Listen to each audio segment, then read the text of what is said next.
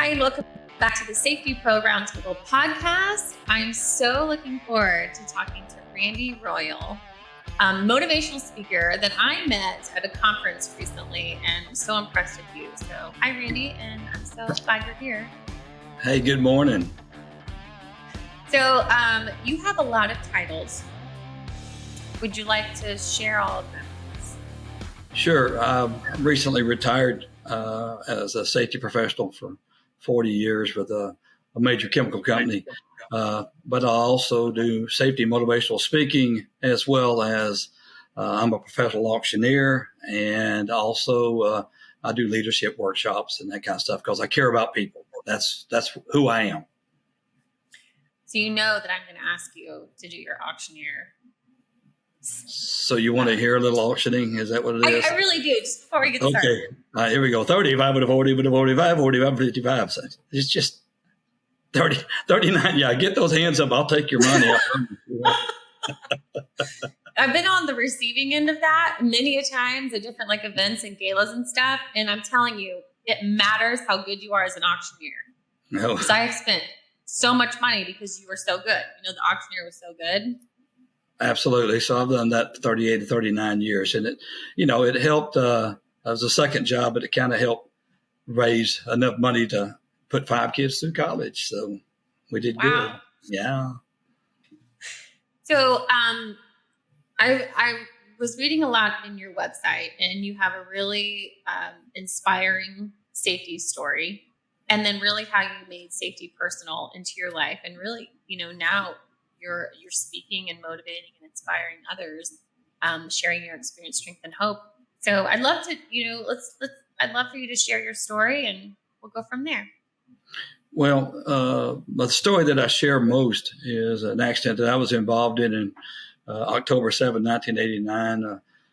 And the short version is during a hazardous material response, I was blown off a tank car, about 20, 25 feet, and on my head, and broke my back in 4 places. I was paralyzed from the waist down. So it took a long time to recover from that. And financially, everything, it was devastating. So we were able to recover from that. And I went back to work and back into the safety field several years later, as it would be finishing up a term as a safety manager at one of our facilities. I was assigned to go to a major project where it was a pretty bad project, over schedule, over budget, lots of injuries, and at the recent time, a fatality. Actually, an employee had not died before I got there. He actually died after I was assigned to the project several months later. And that project, the skills that I learned, and it changed my entire life on how I view life, but also how I treat people. So that's the 2 stories that I share the most. Were you a safety manager in that 1986 accident? No, I was on the emergency response team, the hazmat team, just as an employee of the plant. Actually, it was a corporate entity, and I was just a member of the team that when that accident happened. So how did those experiences change you into what matters today to you? So you're referring to the accident or the project? I guess both of them. What did you learn? Well, the accident truly showed me, first of all, how important my family was, especially my wife, who stood by my side the whole time. We only had 2 children at the time, but she stood by my side the whole time, along with other family members that supported me and helped me. So family is so important.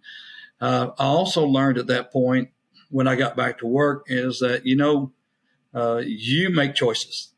Everything you do, you make decisions to do it or not do it. And up to that point, it was not a matter of if somebody was going to get hurt. It was a matter of when, with the attitude and the culture that we had. Post-injury, I learned that I could say no. I could make those decisions myself and say, no, this isn't right. I'm not going to be exposed to that. I'm not going to put my team members in danger. I'm not going to put them at risk. So from then on, a lot of processes and procedures began to change across the company because of not just me, but other people that decided to stand up and say, we're not going to do that this way anymore. So that made a big difference. The second part of the discussion is about the project. That project, going out, being assigned to go out and change the culture of 8,000 construction workers, which at the time I was told I was going to do that, thought that it was totally impossible until I got to the project. The day I arrived at the project, we had already had 37 recordables from January to May, recordable injuries. And then post that, we had the fatality. And what I found out as I went out and tried to talk to people to find out what's going on. Why are we hurting so many people? No one would speak to me. It was a bad culture. Again, over budget, over schedule, and no one really cared. So the word care means a lot to me. So when I got out there and tried to talk to people, they would literally, now these are new construction workers. They're not choir people, right? They're hardened people. And when I got out there, I would walk up to the employees and they would just lay their tools down and wouldn't even talk to me. And I'd say, what are you doing? And they'd say, I'm not hitting a lick until you're out of here. You're trying to get my job. And I said, no, I'm not trying to get your job. I want to find out what's going on. And they would cuss me and tell me to get out and leave me alone. And I would. And it took weeks upon weeks of walking up and talking to people to try to gain the word trust from somebody. And the way you gain trust was treating people with dignity and respect. And these employees that were on this project were being treated like animals. They were not being treated like human beings. And so it took a continuous effort to get out there and talk to people. And finally, one young man one day looked around both sides of his shoulders like this and said, can I really trust you? And I said, absolutely. I said, tell me what's going on out here. And he said, it sucks. Nobody cares out here. Nobody cares about us. And I said, can you tell me some things? He said, I don't want to get fired. I said, I promise you, you're not going to lose your job. You've got to trust me. And he said, okay. So he began to tell me just a few things, simple things like the porta cans. There's not enough of them. They're filthy dirty. We have no place to eat our lunch. We have no place to get out of the weather. When it rains, there's no shelters to get on. And when it's hot, there's no place to cool down. They don't give us water. And then he talked about the parking lot and the pathway in and the gates, the turnstiles. And I said, okay, I can't fix everything right now. That's a lot. That's a big list. But I promise you, I'll get back with you. I owe you that much for you taking time and trusting me. And I had to go back to management and say, hey, this is some of the things that I've been told. And so I started telling them. And at the time, they had just replaced a construction manager also, who said, okay, well, what can we do? And so we formed a team and we started working on some of those small things, such as the porta cans, which may not seem much to people who never use one, but when that's all you have, that's pretty important. And so we were able to get more porta cans and we were cleaning them 2 to 3 times a day. And then we got the turnstiles fixed where they were having to stand in line 20 or 30 minutes to get in work, and to walk the mud and water they were walking through. We got pathways for them to walk. And you know what I started doing? I was inside those turnstiles when they walked in the morning, and I'm there and I put a speaker up and playing music and I'm shaking their hand, telling them, good morning. God bless you. Welcome back. Thanks for coming back. And that was contagious. And I went back and I told the young man, okay, I've got this done and this done. We're working on this. And as other people saw what I was doing and they were saying to me could be trusted and we could fix it, then more and more and more and more things opened up. And it came down to 2 simple things, dignity and respect. And when you do that, you actually care about people. And I want to say something, you can't fake caring. People read straight through that. They read, their BS alarms go off, and they say, this guy's filling me with hot air. But when you actually care about people, they will give you the world. They will give you. And not only did production increase, but safety increased exponentially. It was unbelievable. We turned the whole project around, and we were able to finish that project. Now, it wasn't a quick fix as far as the safety. It took a while, but we turned it around, finished that year. We went from May to September, through November with 10 more recordables. And then from November to the first few days into January of the next year, we had zero recordable injuries. And, the first thing they said, y'all are hiding injuries. And I said, no, we're not. We're not hiding injuries because people are working safe. And that's when we also saw the production going up. The next year we had 6 recordables the whole year, 6 recordables. And then the following year, the first quarter of the following year, we started the project up, safest, quickest, fastest startup in the company history. And it came down to treating people with dignity and respect and caring about them. The things that you are describing seem like I just assumed that they were going to be asking for better tools or different this or that, but just their basic needs being met with a little bit of care is. I wasn't expecting you to say that, but yeah, everybody wants to eat their lunch. And we did have to improve for tools too and get them what they needed. And we were having drop tools that had been an issue, so we got them all kind of had tethering stations set up all over the project so they can get their tools tethered. Didn't cost them anything, and they were happy to do it. So yes, that is one of the things. But the big one was just treating people with care and concern and dignity and respect. I remember an executive vice president for this company, as I was sharing our successes at a meeting. After the meeting, he said, "Hey, Randy, you got a second?" And I said, "Sure." And I walked over to him, and he said, "Tell me again why we had to spend all this money, we had to hurt all these people and kill a person just to find out we need to have to care. We had to actually care about people. That's not a new thing, Randy. Tell me why we had to do that." And I said, "I don't know. You're a vice president. You tell me." And so, of course, my career changed a little bit after that. But, it's okay. It's okay because, transparency, that's also part of caring too. Don't fake it. Be transparent. Don't hide things. So anyways. So if somebody doesn't care maybe as much as that they realize that they should, is there something that they can do to maybe soften? Sure. So, one of the things we had to do was I speak about how important teamwork is and leadership. Leadership is very important, but you have the best leader in the world, but if you don't have the right team. So one of the things that we found out was some of our team members were those people that didn't care. They were there about numbers. They had contests going about how many people they get fired in a day. That type of culture. So one of the things you have to do is sometimes you have to replace team members.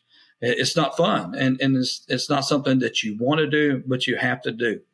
But you also have to take the ones that are on the border, on the line, not sure if they really care or know how to care, and you put them through the proper leadership workshops where they understand that they're a leader too. It's not the project manager. It's not the construction manager. It's not the EHS manager. Every member that's out there working is a team member and a leader. And it has to work this way. It has to mesh this way. It cannot be this way. And so if you give them the proper training and the proper tools, then you're not going to turn everyone around, but you'll turn most of them around. And then again, if people refuse to get on board with the new process, the new thought of, hey, we're going to take care of people, we're going to actually care, then maybe you have to replace those team members. That really makes a lot of sense. There are a lot of people, not necessarily male or female, but there are a lot of people that there is a path of leadership in a hardened way, out of fear and very direct and kind of that they think that that's the way to go. And I know a lot of people like that. I've seen it, kind of generations of that. And that's probably when you're saying, oh, wait, no, you just need to care about them. That's probably something that they're saying, well, that's not what I thought that I was supposed to be doing. Right. So, I'm old school. I mean, I grew up in the culture of you yell, scream, and holler, and sometimes cuss people and talk down to them to get them to do things. This project was what really turned me around. There's people that are out there. There are people in, I'll say, authoritative positions that are not leaders. I mean, I have met so many of them that think they're great leaders. And after they've gone through some of the workshops or been given the tools, they realize it's awesome. You can see the light bulb go off in their face. It's like they light up. They get it. It's transformational. And they realize, oh, my goodness, this is not how I treat people. And on that project, we actually had an area construction manager that was hardcore. And I'm just going to say his name was Chris. And he and I were butting heads. And he went through our leadership workshop. And when he finished up, I could see a change in him. But when we got back to the project, it was like someone flipped a switch on him. And he said, you know what? We have forgotten how to have fun. It's okay to have fun at work. We can laugh and we can talk to one another. And then he called his entire team in and apologized for the last 18 or 19 months of the way he had been treating them and said, I want you to know I'm a new man. I got your back. By the way, that means a lot when you say you have someone's back, but you better have their back also. But yeah, it's transformational. It's an amazing thing to see. I think that you are inspiring people in large groups at a time, in small groups at a time, to remember that it's okay and almost give them permission to do things a different way, see things a different way, a new perspective. And it can work not to be hardened and yell and scream at people and to care. I mean, I can tell you that there's probably a lot of people out there that are like, absolutely not, and this is just one more seed in the journey of hopefully them seeing things in a different perspective. So I'm so grateful that you're on today. I think that this is, one more seed. I want to let people know how they can get a hold of you because, you're a motivational speaker. I'm assuming you speak not just at conferences where I met you, but you speak at organizations and companies as well. I do. Yes, I travel. So I have a website that we could share. It's randyroyall.com. Royal has 2 L's, by the way, randyroyall.com. And you can visit there and contact me that way. But you can also read you read my story as well as some of the feedback that we get from our clients also. Yeah. And I go out and I speak to as few as 4 people in a control room at a chemical plant. I've spoken to 25,000 people in an audience. And, my story is still the same. And I do want to make sure everybody understands this. Everything you do impacts somebody. And that's why we do things the right way every time. Because you never know who's looking. You never know who's watching and learning. So, and I can share stories about how people have shared with me. But that's how you get in contact with me. All right. You promise you'll come back and tell more stories? I promise. You just give me a little heads up and I'd be happy to because I have so many stories to share. I'm really looking forward to that. I think that stories inspire people. And hopefully, when we share experience, strength, and hope, we can just change so much. So Randy Royall, not Royale, like I really wanted to call you because it does have to. I'm like, are we ready to rumble? Randy, ROWALL.com. We will give them easy access to you and on LinkedIn. And I'm so grateful for your time today. You are a bright light. Thank you so much, Stacey. And just make sure you put Randy Royall with 2 L's.com. Otherwise, you may get somebody else or somewhere you don't want to be. And hey, Stacey, it really was nice meeting you at the conference. And thank you for taking time to fit me into your schedule. If I can ever help you, just contact me and we'll set something up. Thank you. Thank Good you. to see you again. All right. All right. Bye-bye.